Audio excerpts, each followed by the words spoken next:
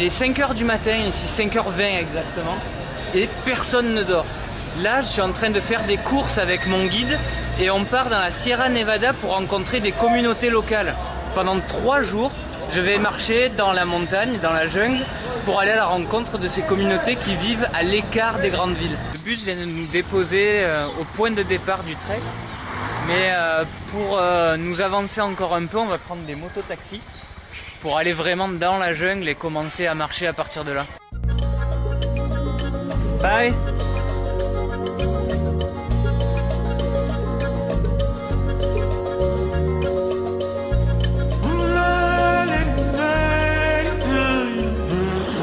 Alors mon guide m'expliquait que dès que ses enfants ont eu 5 ans, il les a initiés au kayak ici pour leur apprendre à lire le fleuve.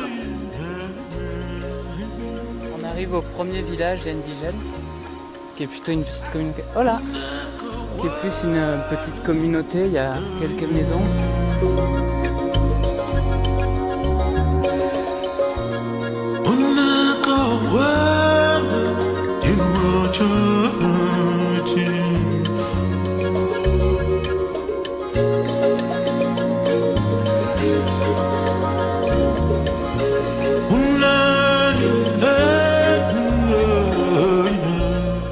C'est mon hôtel pour la nuit.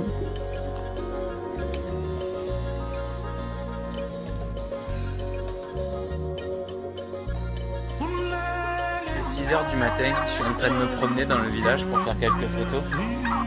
Et en fait, il n'y a pas grand monde parce que la semaine, ils sont tous dans les terres aux alentours pour s'occuper des vaches.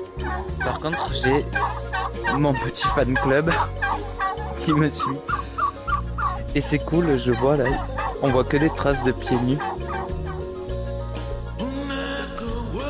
C'est parti pour le 2e jour de marche. On vient de quitter le petit village indigène qui était vraiment juste génial. Et là on va rejoindre un autre village et la route s'annonce tout aussi belle.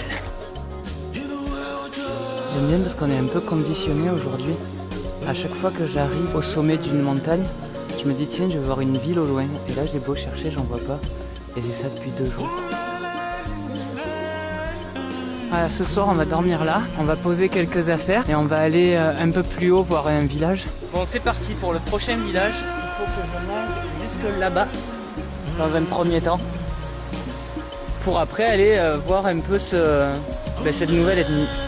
Voilà ce que j'ai pour protéger mes affaires. C'est marrant parce que avant de rentrer dans les villages, comme c'est pas des villages touristiques, je dois attendre à l'entrée que mon guide aille se présenter en me disant voilà je viens avec quelqu'un. Je trouve ça super, parce que là du coup je vais être accueilli super bien. On voit en effet que l'architecture n'est pas la même. Les maisons sont beaucoup plus grandes ici, les toits sont beaucoup plus hauts et surtout les murs sont en feuilles il me semble. Ils sont tressés alors qu'ils étaient en pierre dans l'autre village. Donc là ils font du maïs et il y a 2 enfants qui sont trop choupis parce qu'elles ont peur de moi mais elles sont, je sais pas si elles sont plus intriguées ou si elles ont plus peur de moi donc je m'en vais doucement. J'ai pas trop voulu filmer dans le village parce que les enfants avaient un peu peur.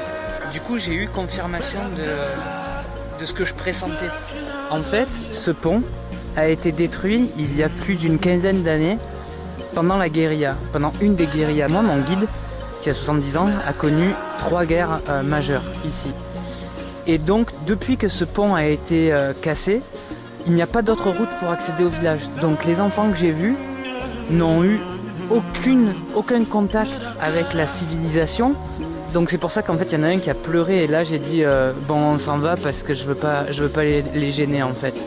Ici là on est dans une ancienne base paramilitaire et il y a beau avoir toutes les installations pour recevoir l'électricité, l'eau, il n'y a rien. Donc hier soir à 18h on a mangé à la lampe et ce matin mon guide est allé se laver à la rivière. Moi je me suis lavé dans le lavoir.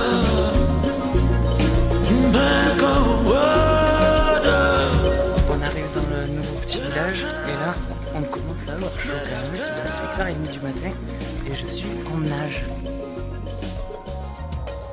On a fini de visiter les villages indigènes. Là c'est un peu notre camp de base, on vient de prendre un café dans ce village. Et avant de partir, on va quand même se baigner à la rivière. Bon, c'est pas à côté, c'est quand même 40 minutes de marche aller, 40 minutes de marche retour. Et après, il nous restera 3 heures de marche. On sera un peu plus frais que si on partait maintenant. J'adore observer les traces au sol. Et là, tu te rends compte qu'il y a nos traces à nous. Et les autres traces qu'il y a, ça doit être celles d'un enfant pieds nus.